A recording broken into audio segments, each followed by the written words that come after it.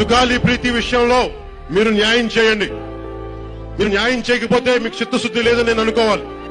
మరి 2017లో ఉన్న టీడీపీ ప్రభుత్వం కానివ్వండి, ఇప్పుడున్న కూటమి ప్రభుత్వం కానివ్వండి, మాకు మాటలు చెప్పాయి గానీ ఇంతవరకు కూడా న్యాయం అనేది జరగలేదు. ఏ కొసాన కూడా జరగట్లేదు. సుగాలి ప్రీతి 14 ఏళ్ల బిడ్డని స్కూల్కి వెళ్తే 10 మందిని నాశనం చేస్తే దాన్ని పట్టించుకోడు ఎవడు.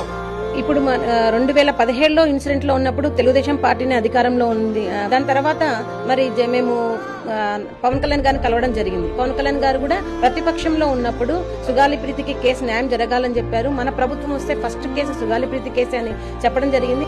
మన గవర్నమెంట్ ఫామ్ అవగానే ఫస్ట్ కేసు సుగాలి ప్రీతి.